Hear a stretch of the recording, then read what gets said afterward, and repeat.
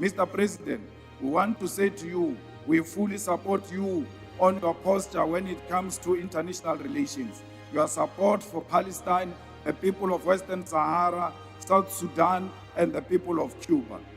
We agree with you that Africa must begin to negotiate its trade relations as a bloc and with unity, and that no nation must ever again think it has got the right to bully us and impose on us who our friends must be and who our enemies must be. We agree with you that not civilians must take the law into their own hands and harm foreign nationals. And you must tell those in your cabinet and who support you that they must not campaign using violation of the human rights and murder of foreign nationals. They claim you agree with them. You must continue to denounce them, Mr. President. Others are killing people to perform rituals as we approach local government elections. They think by killing foreigners, they will win elections. They must ask their friends who came here with the name of killing foreigners. They did not win elections. Xenophobia will never win them elections. And some of them are found in your cabinet. You must remind them as you meet them on the corridors. Just say to them, xenophobia will not make you a president. I might have made you a minister. We call on you to exhibit your courage by closing the Israeli embassy, which is a resolution of this National Assembly. You have declared their representative as a persona non grata, and the skies did not fall. Close their embassy and cut relations with this genocidal nation. The USA has sent a rampant racist as its diplomat in this country, and we must exercise our right to refuse cooperation with the individual whose sole intention is to dictate to us what our foreign policy must be. Mr. President, your Pala scandal has rendered you ineffective in dealing with corruption and incompetence in your party and in your cabinet. When Dr. Julius Malema was found to be involved in digital vibe scandal, you did not have the courage to remove him. He resigned. Today, Julius Malema is the chairperson of the Portfolio Committee on Cooperative Governance and Traditional Affairs. When Honorable David Machobo was identified as being a key part of the corruption in the State Security Agency by the Zondo Commission, you did not remove him. Instead, he's the Deputy Minister of Water and Sanitation. When Senzo Mtunu was exposed last year for having formed part of the infiltration of the South African Police Service and disbanding of the Political Killings Task Team, PKTT, on New Year's Eve, you did not remove him. You have retained Senzo Mtunu at the taxpayer's expense and called him your political burden to bear. Today, the people of this country do not have water. Instead of consequence management against Honorable Pemnima Judina, who does not have a clue what she's doing, you create another task team for water which is chaired by you because you do not have the courage to remove her. If you have the courage to remove her now so that you demonstrate that you've got the courage. You've got the premier. Your premier tells us he is inconvenienced and his solution is an elite, is to take a shower at hotels while your citizens do not have that luxury of going to take a shower at the hotel. You did not reprimand him and demand that he apologize unreservedly to the people of South Africa. When you assumed office, you claimed it will be a transparent presidency, then proceeded to seal CR17 documents of your own funding for your own presidential campaign. And then also your political party majority in parliament to block the investigation on Palapala. Where is the transparency you are talking about? You said you are going to be an honest man who's going to be an open book, that your door will remain open.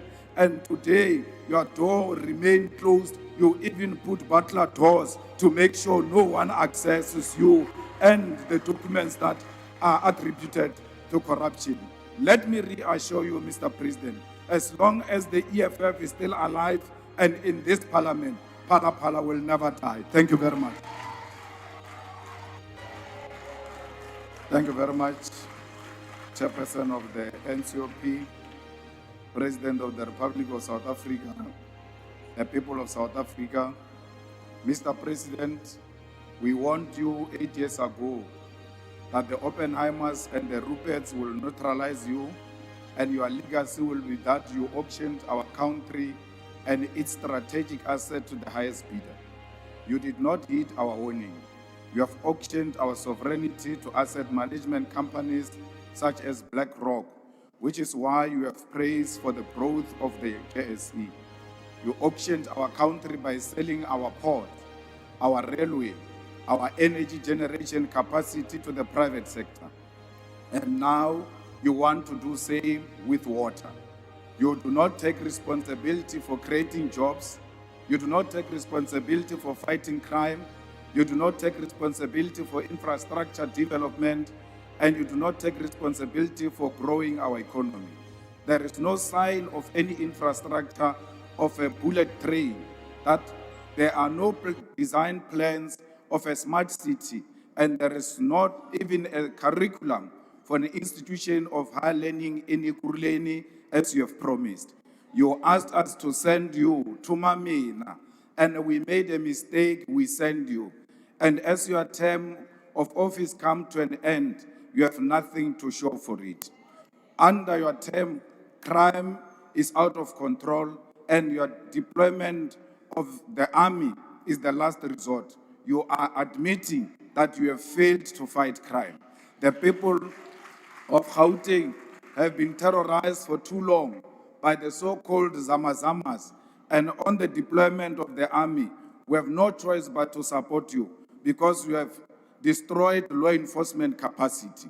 Our concern is that how do you deploy a military which have been crippled by austerity measures to fight crime?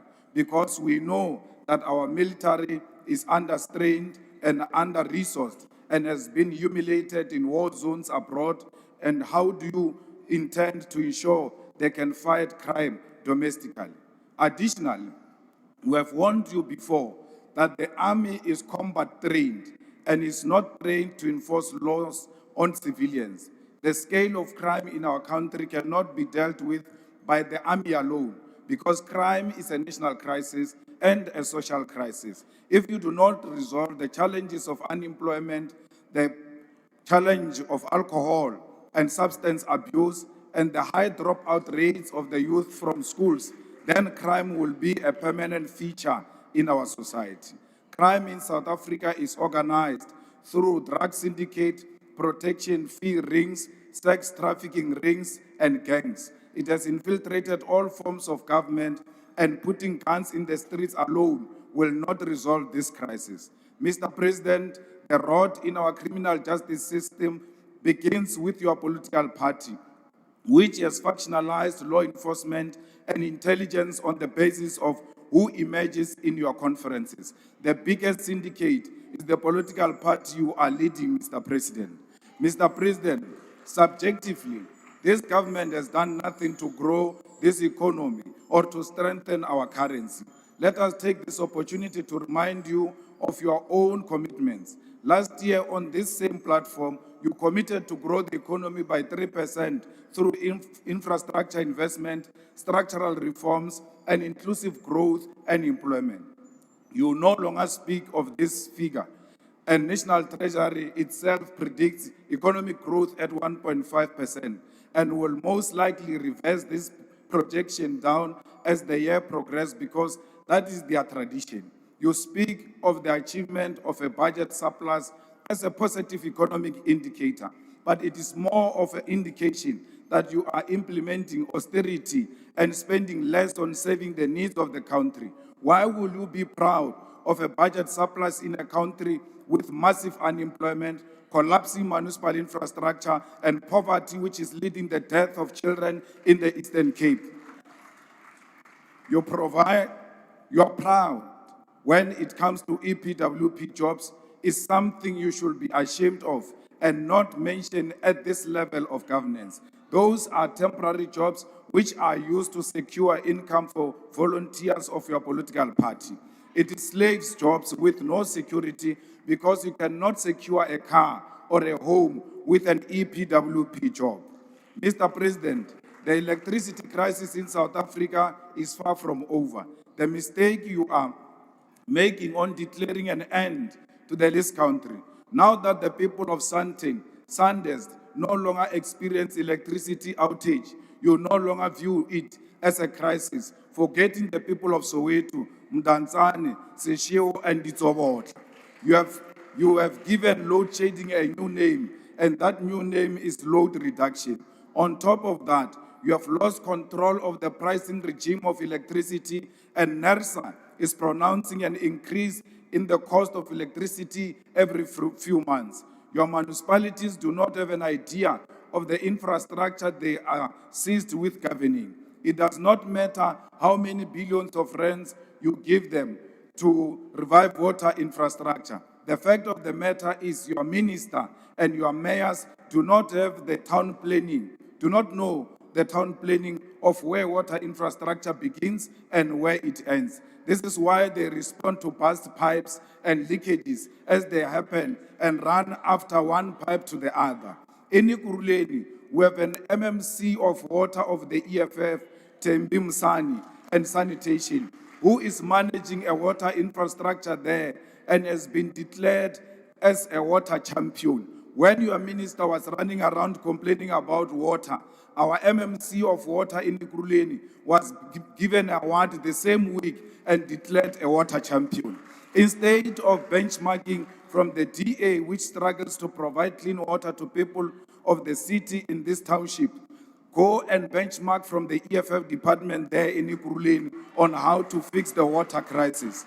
Mr. President, you will not fix our municipalities if you do not revise the backward and outdated equitable share model, which allocates more funding to the national and provincial spheres of government while giving the least allocation to local government. The idea that all municipalities can be self-reliant on revenue generation when you know you preside over a country that is massively deindustrializing and is suffering massive unemployment is misguided. We need to focus on strengthening municipal capacity, but in addition to that, focus on recovering revenue from major industries which consume electricity and water in bulk. These companies must be given incentives on rate paying, which will compel these industries to invest in developing municipal infrastructure such as roads, water, electricity, clinics, and schools. Thank you, Africa, Mama Africa. Oh, yeah. You make African great. Thank you, freedom. Thank you, Africa.